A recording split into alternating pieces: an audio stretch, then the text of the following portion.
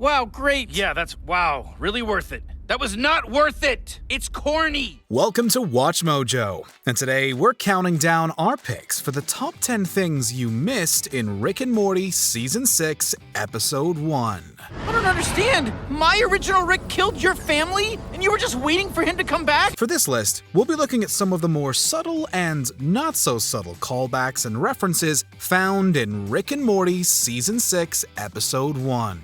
If you haven't had the chance to catch this episode, you may want to portal out of here, as there will be spoilers. What was your favorite callback? Let us know in the comments.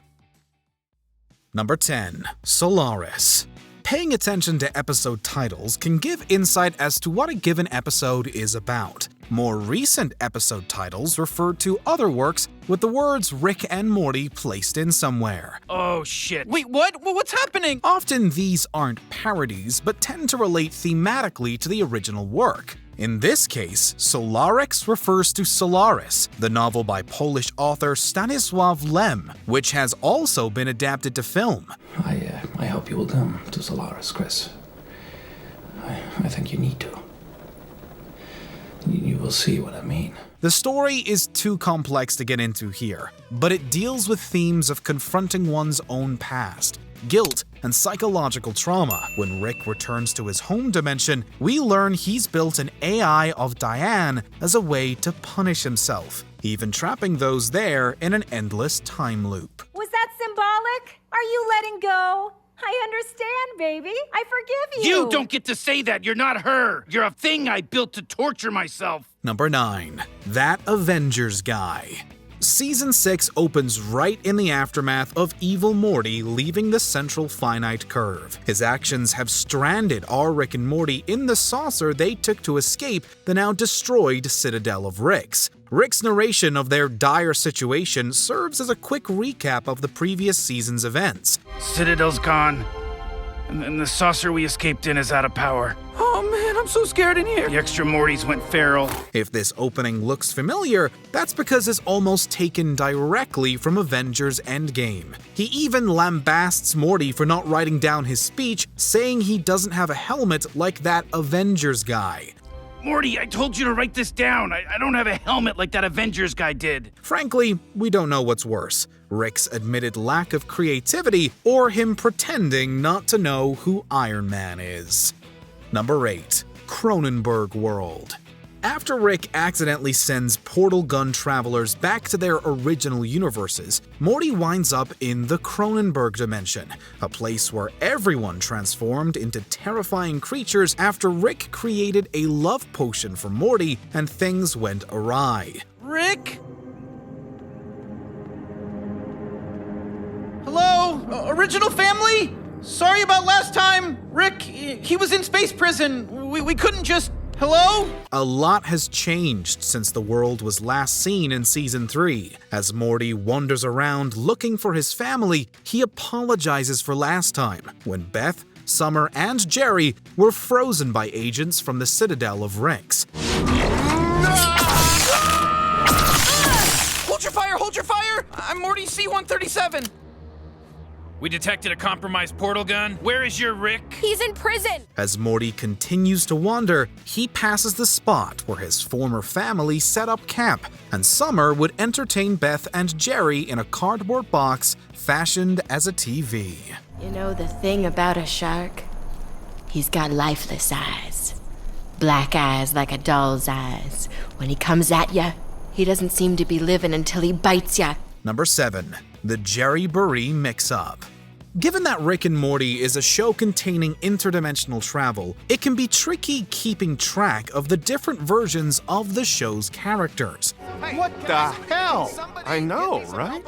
Oh, what the hell? I know, right? Back in Season 2, we learned that some version of Rick created a daycare for Jerry's, as they don't seem to do well on adventures with Rick and Morty. Trust me, Morty. I've heard stories from other Ricks. Jerry's don't tend to last 5 minutes off of Earth. This is a totally unregistered cross-temporal asteroid. Here they can romp and play with other Jerrys. He couldn't be safer. When the duo drop off Jerry at the Jerryboree, they get a ticket to retrieve him later, similar to how a coat check works. When they return to pick him up, there's confusion as to which is their Jerry, as Morty lost the claim ticket. Rick is unconcerned and carelessly swaps Jerry's with another Rick. It turns out they picked up the wrong Jerry after all. How did I end up not in my own universe? Oh my god, the Jerryboree. Oh, the Jerryboree! Deep cut. Number 6. Wolverine Claws, X-Men Vending Machine.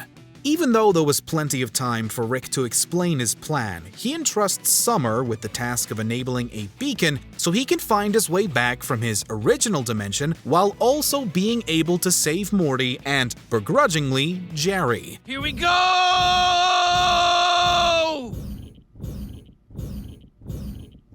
So there was time to explain. Don't waste extra precious seconds with your pettiness, Jerry. Summer, let's run down. One-way blind hop reset beacon booger aids. Cool.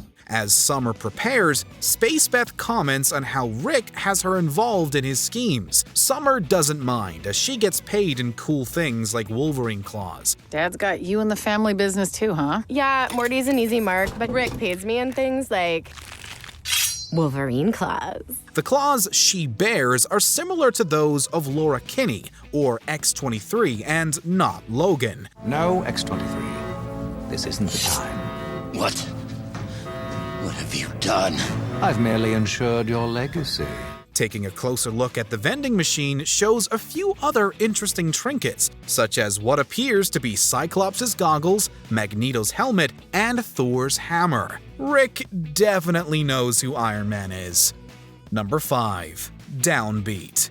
With Morty back in his original universe, the Cronenberg dimension, he encounters his original father. Damn it, Morty, there's no doctors anymore. Dad? Jerry reveals that Beth and Summer have died after being trapped in ice. Jerry learns to cope with his situation by reading the books 4 Agreements, Eat, Pray, Love, and The Dark Knight Returns. Seemingly unaffected by this news, Morty suggests they play Downbeat, saying they never finished it. Hey, what's that game we always used to try to play as a family? The one we never finished? Downbeat. Yes, let's play Downbeat. I bet I can find it. We can finish now. Yeah, you should totally do that. In Season 4, we actually see Rick, Morty, and Summer playing Downbeat. After Rick asks how to win the game, Morty replies that they never get that far. Downbeat. How do you win this f***ing game? We've never gotten that far. Guys, did I not tell you to keep your eye on Jerry? We did. Then where is he? Maybe he's having an affair. The game's box describes it as being 2 to 3 minutes of endless fun, but we've yet to see the game played all the way through. Number 4. Season 2 Toxicity. Once Rick rescues Morty and gives up on chasing Weird Rick, for now, he, Morty, Summer, and the 2 Beths go get Jerry from his original dimension. Great reminder. Wait. Time to get Jerry. We find him at dinner with his family, and it does not sound like a healthy environment. Maybe I wouldn't be so uptight if I wasn't married to an unemployed receptacle of human fear. Get a job, Dad. It's been a decade. Oof, pretty brutal, Jer. When Beth and Rick show up, Rick comments on feeling Season 2 vibes. Back in Season 2, Jerry and Beth's relationship was in dire straits. Even space counseling couldn't save it. You have the single worst marriage I've ever witnessed. It shouldn't exist. You should never, ever, ever have gotten together, and I do not understand how or why you would ever stay together. Although their divorce and reconciliation was a painful process, it probably was for the better, as Jerry even comments that he's glad they spent time divorced. Number 3. Rick ruins another Earth. Even though Rick claims to be the smartest in the universe, and thanks to the central finite curve that tends to be the case, it doesn't prevent him from screwing up. Instead of resetting portal travel, I may have reset portal travelers. Too late to apologize. When the Smith family returns home, they find Season 2 Jerry, who releases Mr. Frundles, a parasitic creature that quickly destroys the Earth. Everybody in the car, now! The Smiths now have to find a new replacement dimension similar to how Rick and Morty did after the event of Rick Potion 9. Of course, this isn't directly Rick's fault, but he did keep Mr. Frundles around, And he did bungle the portal gun reset. Who knows how many times replacement dimensions have been needed? We gotta find a new timeline now. You know how hard that shit is without portals? We gotta do the thing with the rift and the beacon again. Number 2. Rick's original plan. The more we learn about Rick's past, the more questions it raises. Come on, girls, the ice cream's gonna melt.